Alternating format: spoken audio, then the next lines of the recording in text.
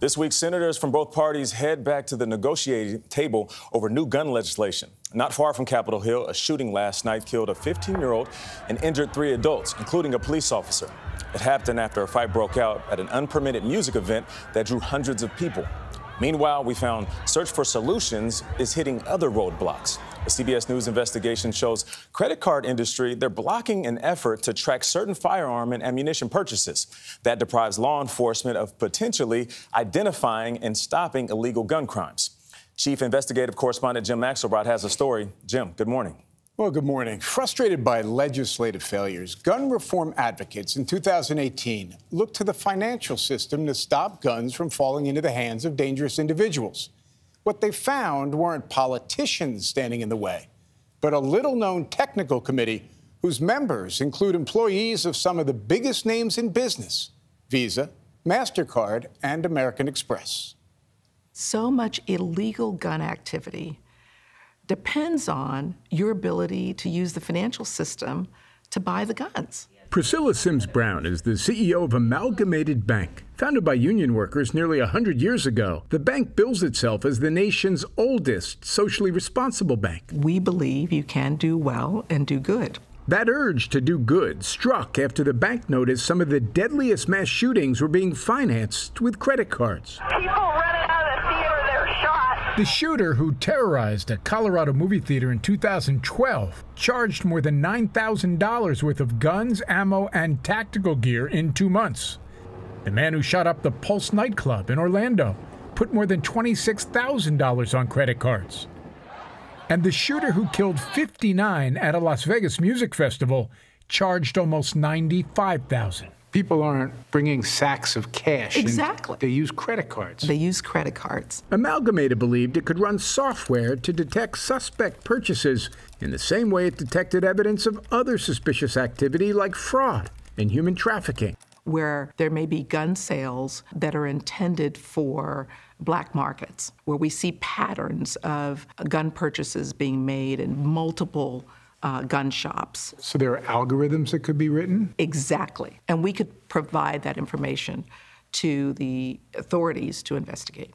They're called suspicious activity reports, and banks and credit unions made more than 1.4 million of them in 2021. Flagging transactions that might suggest everything from identity theft to terrorist financing. But when it came to guns, Amalgamated discovered it was missing what it says was a key piece of information to report suspicious purchases, an individual merchant code unique to firearm sellers. You might be a nail salon, you might be a sporting goods store. There's a merchant category code assigned to you so that we can see that purchase has been made. And while even shoe shine parlors have their own merchant code, the nearly 9,000 standalone U.S. gun sellers do not. We actually submitted an application to try and get that changed. That application went here last year to a Geneva, Switzerland-based organization which sets standards across the financial services industry. You apply to a panel, a committee of sorts.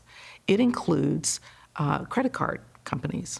MasterCard, Visa, Yes. American Express, they all have representatives on this committee. That's right. Documents obtained by CBS News show the credit card industry pushed back. The Swiss agency said card company representatives only acted as advisors and were there in a personal capacity. But Amalgamated's application was rejected twice. The bank was told a code for gun and ammo sellers wouldn't identify the sales at sporting goods stores, and the burden primarily would fall on small retailers. Wait a minute.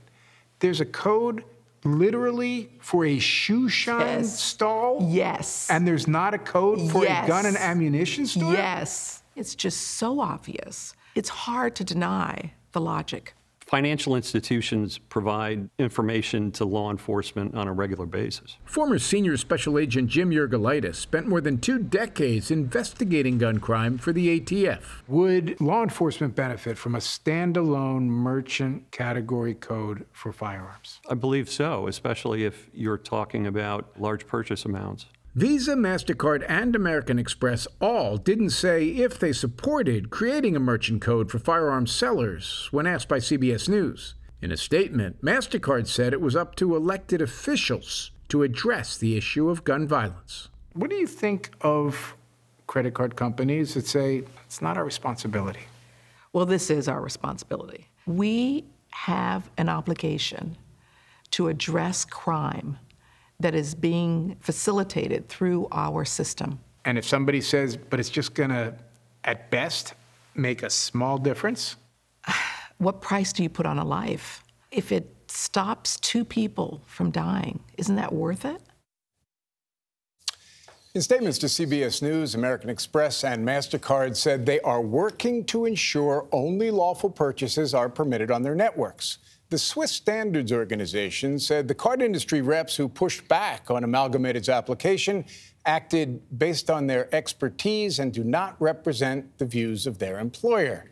After we began reaching out, Amalgamated also heard from the Standards Organization telling the bank how it could now reapply for the code, which Amalgamated said it plans to do this week. I like that. Priscilla Sims Brown. Number one, she did not stutter when she said it is our responsibility. Yeah. I'd never heard of that merchant code category. Makes Shoe places have it. That's right. It's nuts. And to her point, she said, look, whether you're a gun owner or not, if you're a law-abiding citizen, why wouldn't you support something that could keep the guns out of the hands of people who shouldn't have? Or buying them in a suspicious fashion. And as it currently stands, you can't tell if the person's buying footballs and hockey equipment or firearms. And if it's used for human trafficking, if it's used to root out mortgage fraud, why can't we use it? And like she said, if it saves one life, it's worth it.